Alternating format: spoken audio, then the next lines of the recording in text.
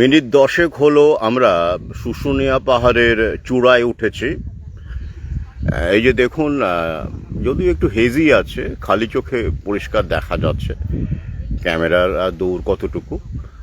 আহ, ওই যে নিচে আপনারা দেখতে পাচ্ছেন জলাশয়, জমি, বাড়ি ঘর। তো আমরা মিনিট 10 হলো উঠেছি, উঠে একটু হাওয়া খেলাম, গল্প করছিলাম। আমার সঙ্গে দিব্যেন্দু আছে। আমরা একটু আগে একটা লাইভ করেছি।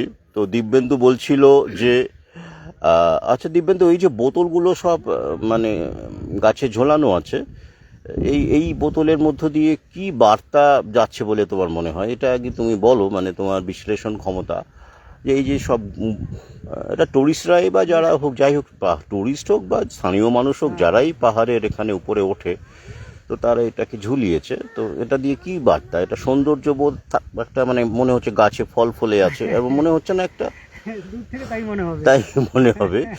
তো তুমি কাছে বসে আছো, তো কি মনে হচ্ছে? এই এই বোতলগুলো কি শুধু পানীয় জল এখানে এসেছে? মানে একদমই না, পানি জল না, এটা হচ্ছে যে মানুষ, কিছু কিছু লোক, স্থানীয় লোক এসে কি হয়, কোনো কোনো সময় এরা একটু আনন্দ উপভোগ করে, হাওয়াতে, খোলা হাওয়াতে বসে একটু ড্রিঙ্কস, একটু করে আর পানীয় কি। করে স্থানীয় টুরিস্টরা করে না? টুরিস্টরাও করতে কেন পারে। করে না? টুরিস্টের একটু সম্ভাবনা কম, এই কারণে লোকাল আশেপাশে লোকেরাই হবে বেশি করার বেশি সাহস হয় না? পাবে। ও আচ্ছা আচ্ছা টুরিস্টরা হট করে খেতে চাইলে কেউ অন্য কেউ বলতে পারে দুটো কথা, আচ্ছা আচ্ছা সেই আচ্ছা জন্য আচ্ছা। ওদেরই হতে পারে। সম্ভাবনাটা বেশি। যাই হোক, তো তুমি এখানে আগে তো এসেছো, হ্যাঁ, আগে 3-4 বার সপরিবারে এসেছি। এসেছো। তো তুমি কি এরকম কোনো কিছু ঝুলিয়ে গেছো? মনে হয় না। না না, একদমই না। তো ঝুলিয়ে যাওনি। তো যাই হোক, তো আমরা এই যে আপনারা দেখুন, খুব সুন্দর এখান থেকে, মানে সত্যি খুব সুন্দর লাগছে। মানে পাহাড়ের উপর থেকে নিচটা, এটা এভাবে ফোনে আমি বোঝাতে পারবো না, মানে নিজেরা না দেখলে। আর এটা তো খুব একটা উঁচু পাহাড় নয়, শুশুনিয়া, বুঝতেই পারছেন। তবুও আমার একটা কথা মনে হচ্ছে এখানে বসে, এই যে আমরা এখানে এখান থেকে দাঁড়িয়ে ওই যে দেখছুন বাড়ি ঘর বা ওই যে জলাশয়, জমি, এগুলোকে এত ক্ষুদ্র ক্ষুদ্র লাগছে, ছোট ছোট লাগছে। তো প্রাইভেট জেটে বসে প্রভুদের, মানে যখন আমরা পৃথিবী দিকে তাকান, তো এই মানুষকে তাহলে কতটা ছোট মনে হয় ওদের কাছে, কতটা ক্ষুদ্র মনে হয়, তাই না? সব কিছুকেই, মানে ওরা তো আরও উপর দিয়ে চলাচল করেন, তো অনেক উচ্চ মার্গে থাকেন। তো সেটাই আমার মাথায় আসছিল, যে তাহলে এই যে যত উপরে ওঠা যায় আর কি, তত আমরা নিচের যারা নিচের তলার মানুষ বা নিচের মানুষ, তাই তো, তাদেরকে খুব ছোট ছোট্ট দেখতে পাই আর কি। তো সেখান থেকে একটা ফলস প্রাইড জন্ম হয়ে যায়, মানে জন্মায়, যে সত্যি তো কি ছোট ছোট, আমরা কত বড়, তো কত উচ্চতায় পৌঁছে গেছি। হ্যাঁ, দেবলোকে পৌঁছে যাওয়া প্রাইভেট জেটে করে। তো আমার এই নিয়ে আমার দুটো লাইন আছে, যে ওই যে মনে পড়ে গেল আমার এই প্রসঙ্গে, সেই যে আমার যখন এটা খুব ছোট ছোট মনে হচ্ছিল, যে সত্যি তো কত ক্ষুদ্র, এত সব জলাশয়গুলোকে ছোট লাগছে, বাড়িগুলোকে ছোট লাগছে, মানুষগুলোকে তো দেখাই যাচ্ছে না। মানবীক্ষণিক টাইপেরও বললে কম বলা হবে। তো তখন আমার মনে হলো যে ওই পর্বত চূড়ায় বসে থাকা, মানে পাহাড়ের মাথায় বসে থাকা পাথরটিও ভুলে যায় যে সবচেয়ে নিচের পাথরটিই তাকে ধরে রেখেছে, তাই না? হ্যাঁ, একদম একদম। একদম নিচের যে পাথর, নিচের শিলা, সেই কিন্তু তাকে ধরে রেখেছে। তো ওই নিচ থেকে যদি ওটা টলমল করে, মানে সরে যায়, তাহলে পাহাড়ের মানে মাথায় বসে থাকা উদ্ধত শিলাখণ্ড, তারও পতন হয়। তো আমার সেটাই মনে পড়ে গেল, যে যত উপরেই প্রভুরা থাকুন না কেন, যদি নিচের তলা থেকে টান মারা যায় আর কি, নিচ থেকে যদি টান মারা যায়, তাহলে প্রভুদের পতন হবেই, তো হতেই হবে। তো যাই হোক, দিব্যেন্দু তখন বলছিল যে আমি আগের যে লাইভটা করছিলাম, তখন ওই বাঁকুড়ার এই এলাকায় বিশেষ করে কি এখনো পাওয়া যায়, যেটা এখনো বিশুদ্ধ আমি কি পাওয়া যাবে সেটা।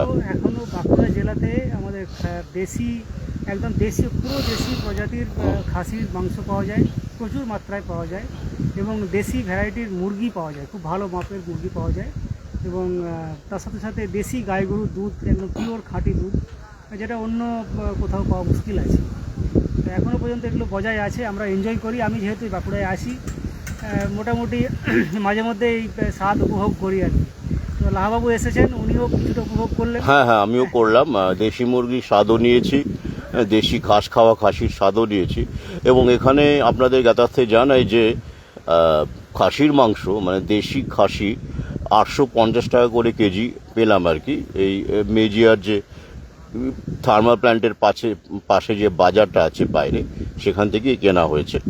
তো যাই হোক, এই থার্মাল প্ল্যান্টের প্রসঙ্গ আসাতেই আমার মনে পড়ে গেল, যদি জানি না দিব্যেন্দু যতটা বলতে পারবে ও বলুক, সব্যসাচী বলেছিল যে এই করোনা কাল তো আমরা কোনোদিন ভুলতে পারবো না। বলা যাবে কি? না, কোনোদিন বলা যাবে না। কারণ করোনা কাল লকডাউন শুধু নয়, অত্যাচার শুধু নয়, ভ্যাকসিনবাজি শুধু নয়, পাশাপাশি আমাদের একটা ব্লেসিং ইন ডিসগাইজ, তাই তো? যেখান থেকে আমরা শিখেছি, অনেক প্রশ্ন করেছি, হ্যাঁ, অনেক অজানা জিনিস জেনেছি, অনেক রিসার্চ করেছি। তো সেক্ষেত্রে আমাদের কাছে একটা নিঃসন্দেহে একটা ব্লেসিং ইন ডিসগাইজ।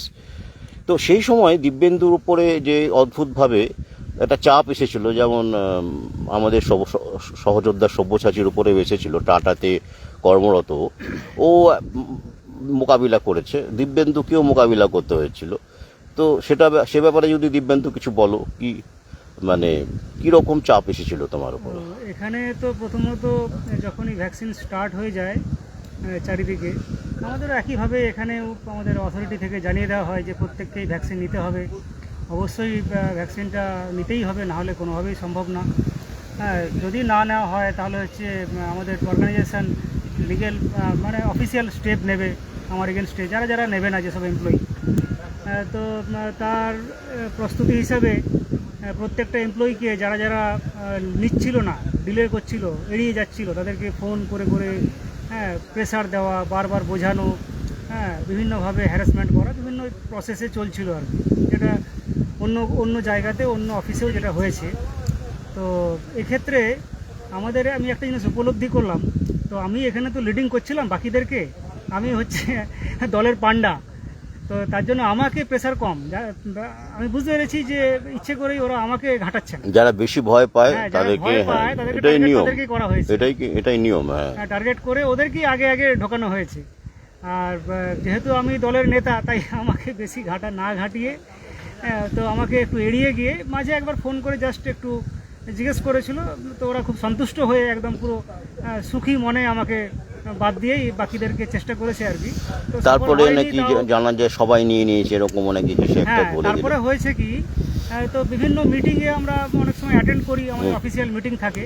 তো মিটিংয়ে ডাক্তারবাবুও থাকেন। ডাক্তারবাবুকে আমাদের যে প্রজেক্টের যে হেড, এখানে আমাদের অফিসিয়াল যে হেড আছেন, উনি জিজ্ঞেস করছেন ডাক্তারবাবুকে যে আমাদের কি করোনা কালে যেসব ভ্যাকসিনগুলো দেওয়া হচ্ছে, তারা কি প্রত্যেকটা এমপ্লয়ি একদম কমপ্লিট হয়ে গেছে?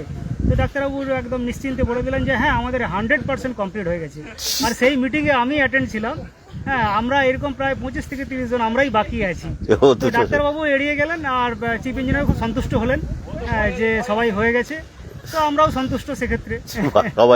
সবাই ভালো থাকুক, সবাই খুশি থাকুক, এরকম ভাবে সবাই ভালো থাকলে, খুশি থাকলে মন্দ কি, তাই না? তো আরেকটা কথা মাঝখানে বলে দিই, যে এটা আটকানোর জন্য আমি কনফিডেন্ট, আমার নিজের বাড়ানোর জন্য বিভিন্ন জায়গা থেকে বিভিন্ন ইনফরমেশান নিয়ে prime minister, chief minister office এবং ডিজিপি, কলকাতা নবান্ন ডিজিপি এবং বাঁকুড়া পুলিশ কমিশনার, 3 জনকে লেটার দিয়েছিলাম।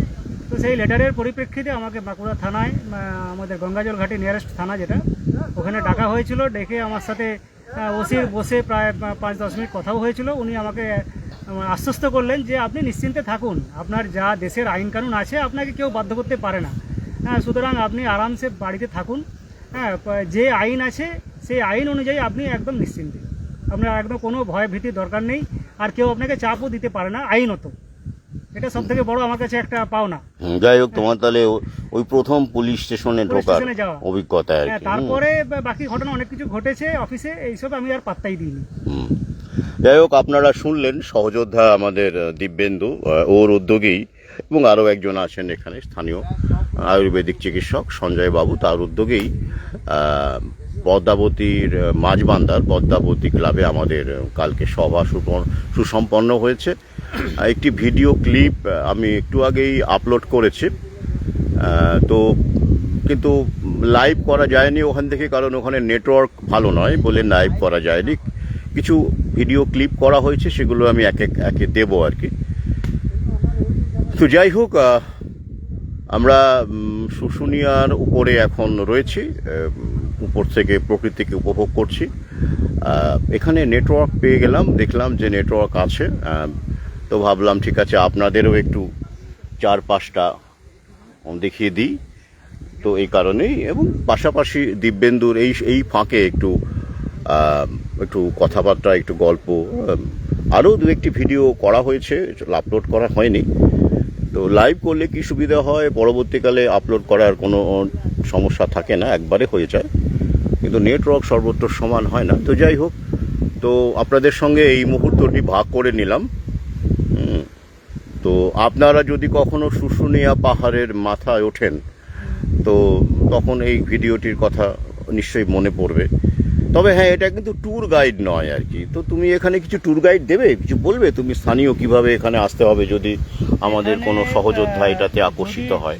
যদি কেউ মনে করে যে বাঁকুড়া স্টেশন কিংবা ছাতনা স্টেশন থেকে আসতে চায়, তাহলে প্রাইভেট কার কিংবা আপনার গাড়ির ব্যবস্থা থাকে কিছু স্টেশন চত্বরে। তো মানে ছাতনা রেলওয়ে স্টেশন আছে, হ্যাঁ, ছাতনা রেলওয়ে স্টেশন এবং বাঁকুড়া রেলওয়ে স্টেশন আছে। আচ্ছা আচ্ছা। সাধারণত লোকেরা যারা দূর থেকে আসে তারা বাঁকুড়া রেলওয়ে স্টেশন থেকে নেমেই আসার চেষ্টা করে, কারণ ওটা বড় স্টেশন, ওখানে গাড়ি ঘোড়ার সংখ্যা বেশি। আচ্ছা। প্রাইভেট গাড়ি পাওয়া যায় সহজেই। আচ্ছা। তো ওটা ভাড়া করে ওটাতে এখানে শুশুনিয়ার যে নিচের যে জায়গাটা, ওখানে অনেক লজ রয়েছে, লজ আছে, হোটেল আছে, এবং আবার দেখলাম সোনার বাংলা একটা বড় মানে 3 স্টার 5 স্টার টাইপের কিছু একটা এখানে করে ফেলেছে দেখলাম। তো আপনারা যদি মনে করেন একটু রোহিত স্টাইলে থাকবেন, তো আসতেই পারেন। জীবনের কত টাকা কত দিকে যায় এরকম করে তো আপনাদের বলা হয়। তো তবে আমরা ওই সব জায়গায় তো উঠি না, সেটা কিন্তু আছে এখানে, বলে দিলাম। বলে আপনাদের কোনো প্রয়োজন যদি আপনাদের স্পন্সর করে, তাহলে এখানে কিন্তু একটা বেশ সোনার বাংলা একটা বড় সড়ো একটা কিন্তু প্রেমিসেস বানিয়ে ফেলেছে। তো এখানে আপনারা উঠতে পারেন। এছাড়া বহু ছোটোখাটো হোটেল লজ আছে, তাই তো এখানে। আর বাঁকুড়া থেকে এখানে যদি কেউ মানে বাস সার্ভিস তো নেই, বাস সার্ভিসের তার মানে প্রাইভেট কারে মানে এমনি গাড়ি ভাড়া করে আসতে হবে। কিরকম ভাড়া নিতে পারে আনুমানিক? ভাড়াটা এটা বলা যাচ্ছে না, কেননা ওরা মানে টাইম অনুযায়ী ভাড়া ওদের চেঞ্জ হয়, এবং যখন কাস্টমার পায় সেই অনুযায়ী নেয়।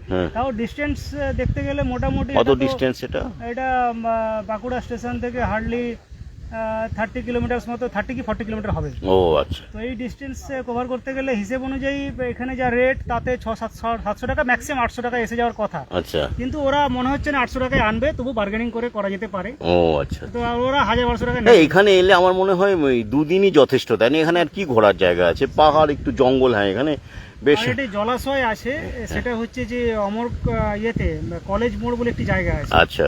NH-60-র ওপরে কলেজ মোড়। আচ্ছা। তো ওখানে একটি ওই রাজ্য সরকারের একটি জলাধার রয়েছে, গান্দোয়ান ড্যাম বলে। আর বিহারীনাথ বলে একটা পাহাড় আছে। বিহারীনাথ একটা পাহাড় আছে, ওখানে একটি ছোট মন্দির আছে নিচে।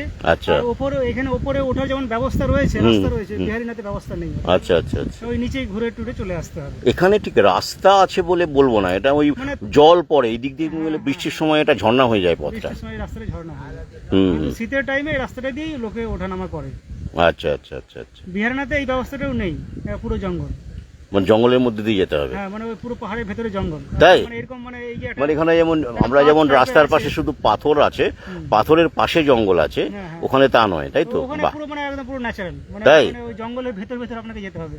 ওখানে আবার একটু ভয়ও আছে, অনেক সময় হাতির উপদ্রব হয়। আচ্ছা আচ্ছা। তো হাতির সম্মুখীন হয়ে যাওয়ার ভয় থাকে। ও, তার থেকে শুশুনিয়াটাই সেফ। সেফ। আচ্ছা আচ্ছা। তাহলে তো না, আমরা আনসেফ জায়গাতেও আমাদের অনেক সহযোদ্ধা যেতে ভালোবাসে। তো যাই হোক, আপনাদের বলে দিই, এখান থেকে বিহারীনাথের ডিস্টেন্স খুব বেশি নয়, মানে বলে দাও 20-25 কিলোমিটার হবে। সুতরাং আপনারা যদি আসেন এই এলাকায়, তাহলে শুশুনিয়া, বিহারীনাথ এই দুটোর প্ল্যান করেই আসবেন। আর আমার বিহারীনাথ এবার যাওয়া হচ্ছে না, পরের বারে যদি কখনো আসি তাহলে দেখা যাবে, কারণ আমাকে কালকেই কলকাতায় ফেরার প্ল্যান রয়েছে আমার। ঠিক আছে, সবাই ভালো থাকুন।